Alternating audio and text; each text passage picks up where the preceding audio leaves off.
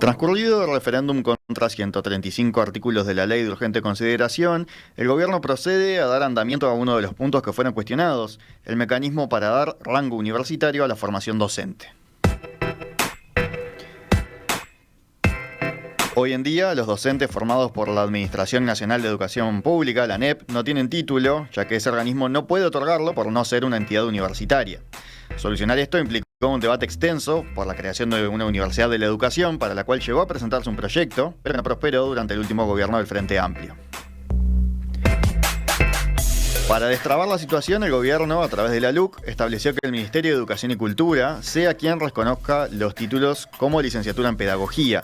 Sin embargo, en una resolución emitida la semana pasada, el Ministerio estableció como requisitos para poner en práctica este mecanismo un cambio en la currícula de formación docente de ANEP y la instauración de un examen final que será diseñado por el Instituto Nacional de Evaluación Educativa. Esto fue respondido con rechazo, tanto desde actores frente amplistas, por ejemplo el exdirector nacional de Educación, Luis Garibaldi, como desde el Sindicato de Docentes de Formación en Educación, SIDFE. En un comunicado emitido ayer, el SIDFE expresa que la mejora de la formación en educación no es el objetivo del gobierno. Y para entender mejor esta postura, estamos ahora en línea con el profesor Liber Romero, presidente del SIDFE. ¿Qué tal, Romero? ¿Cómo le va?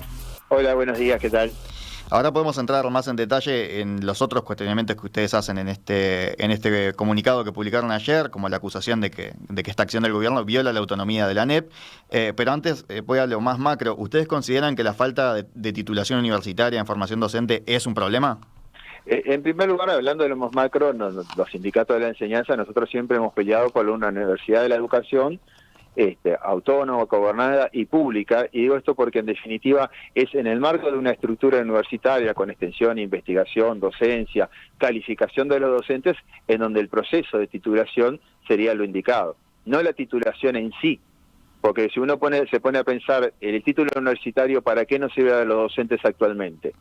¿Qué nos serviría poder hacer? Bueno, hacer posgrados. La Universidad de la República hoy por hoy permite hacer posgrados sin ningún tipo de problema con nuestro título de grado. Sí, fuera del país quizás se complica, ¿no? Si alguien quisiera hacer un posgrado fuera del país. Ese sería el único motivo por el cual un título universitario podría servir de acreditación, pero también en ese sentido, en muchas partes del mundo también nos aceptan el título de grado para hacerlo.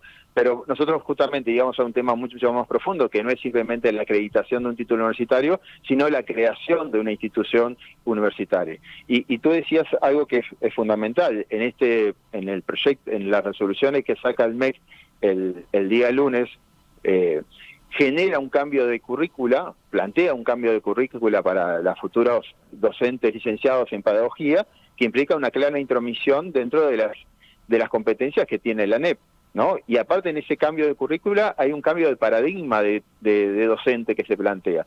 Basta ver la cantidad de horas que se le asigna a determinados núcleos formativos y hay una pérdida concreta de horas en lo que tiene que ver con el conocimiento específico, con el conocimiento pedagógico y didáctico de lo que está planteando el MEC en relación con lo que actualmente tiene formación docente. Bien, ya podemos volver un poco más a eso, pero primero continúo con esto más macro que le planteaba. Estaba el tema de los posgrados, ya lo comentaba usted.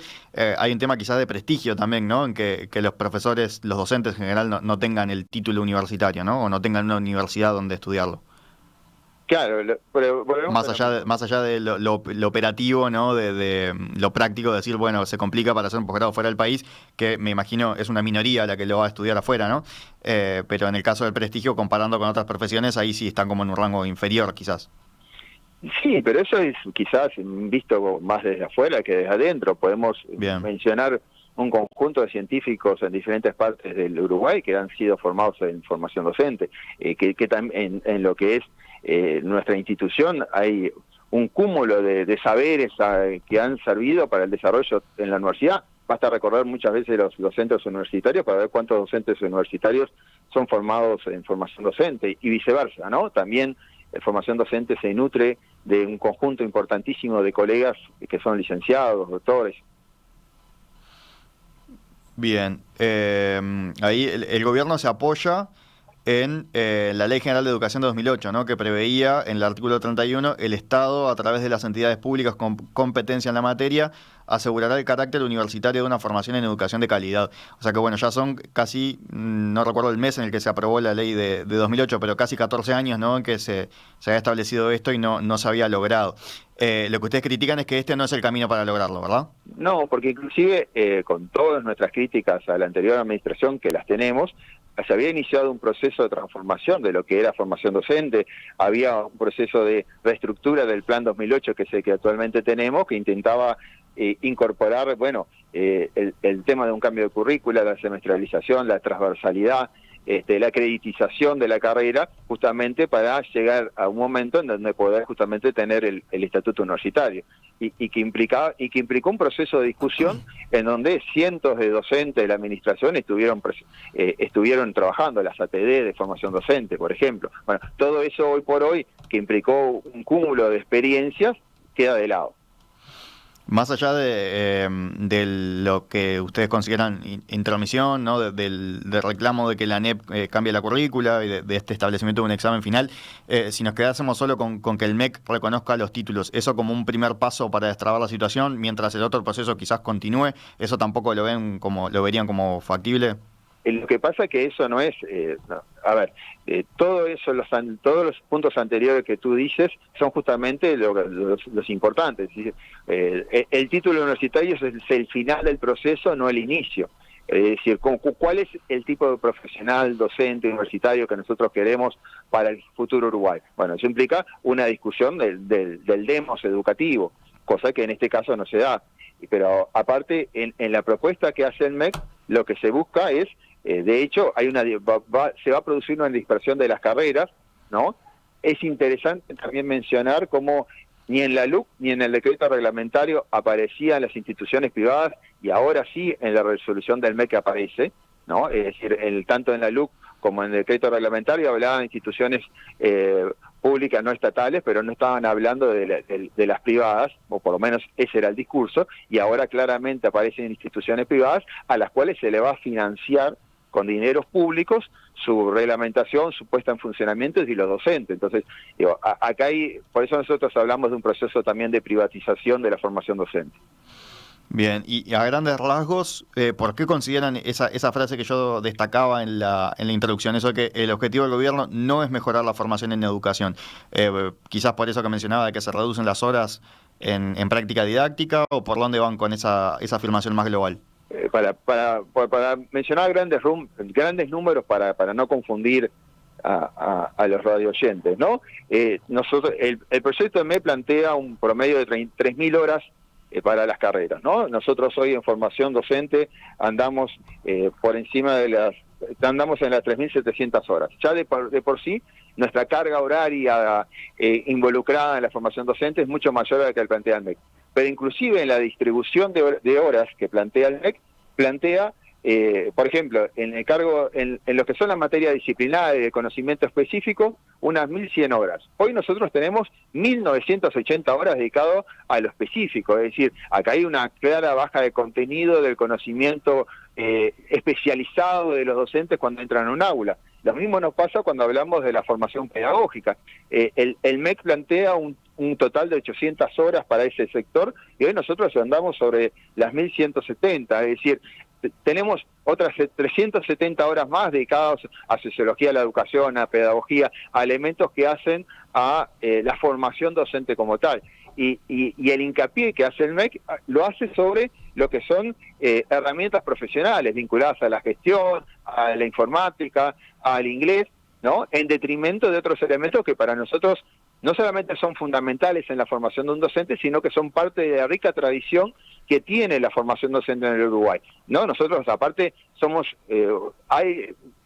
hemos especializado en formar una didáctica particular para cada una de las especialidades. En ese sentido somos ejemplo para diferentes partes del mundo.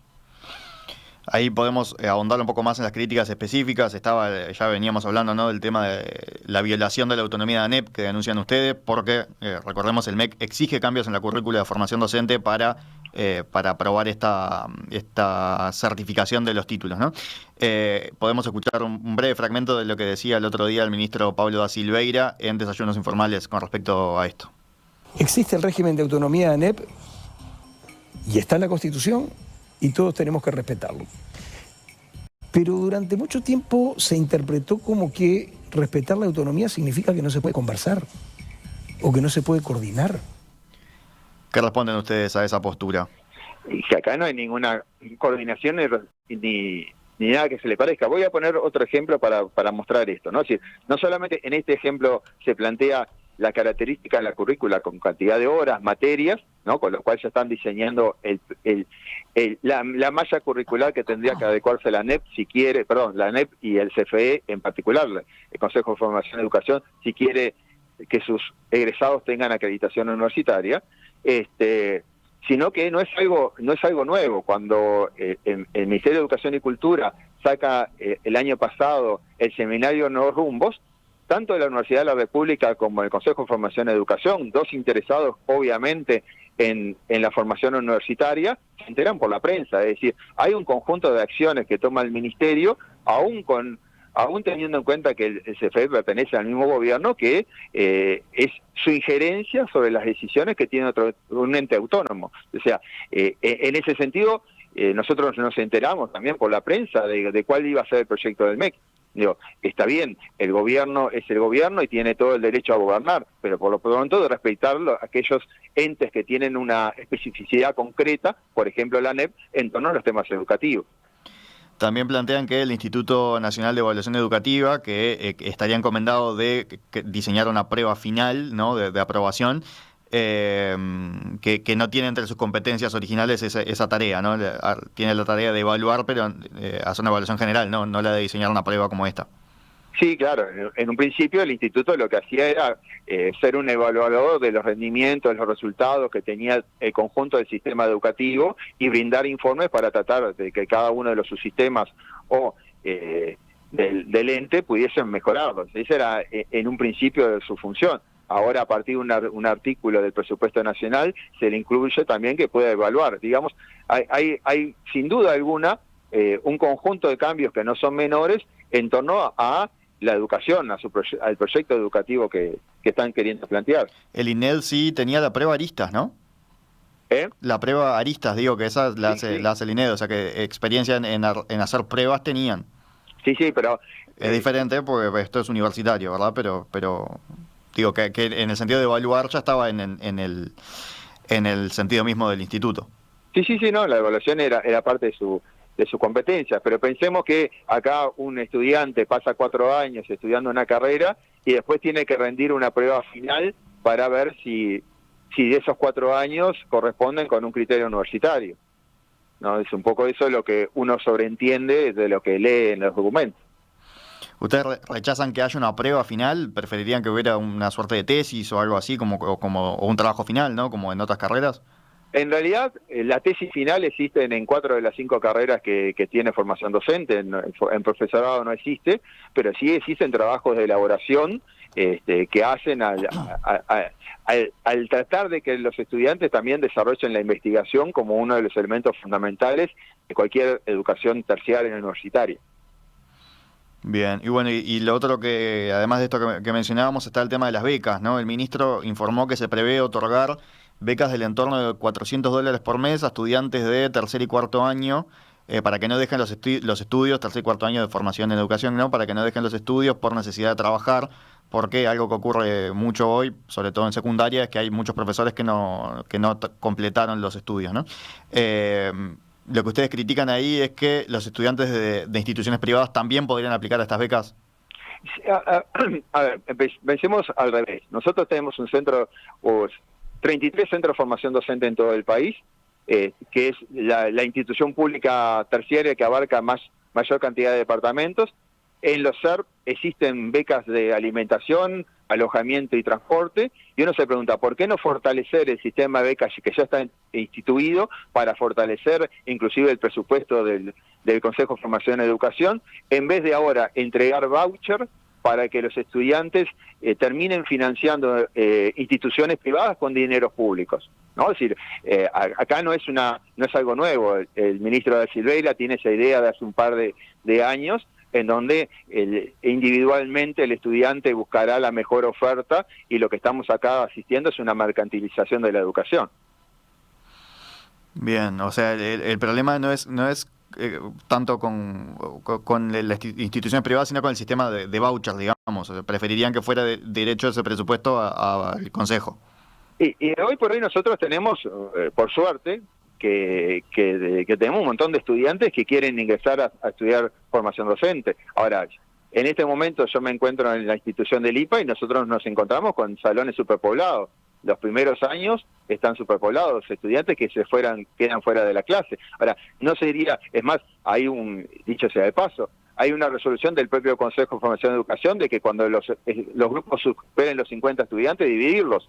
Y el problema es que eso lo tienen que hacer cumplir y no lo están cumpliendo, porque para eso tienen que invertir más, tienen que construir nuevos salones o colocar contenedores que hoy no tenemos. Entonces, lo que generamos con eso es que estudiantes que quieren formarse como docentes terminen desgastándose porque no encuentran el salón, porque no encuentran las condiciones adecuadas para estudiar. Entonces, por eso digo, ¿por qué destinar dineros públicos al sector privado cuando tenemos un sector público que funciona con escasos recursos, pero que si tuviese mejores recursos tiene el plantel docente capaz de llevarlo adelante? Porque en esto también se menciona doctores, maestría, basta ver cuántos doctores y maestrías hay hoy por hoy en formación docente.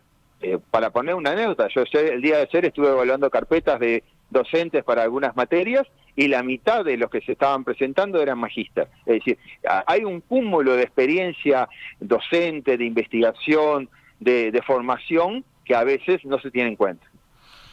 Liber Romero, presidente del Sindicato de Docentes de Formación en Educación. Este tema seguramente debe para continuarlo bastante. Le agradezco por este primer enfoque. No, les agradecemos a ustedes. Muchas gracias. Hasta luego. Hasta luego.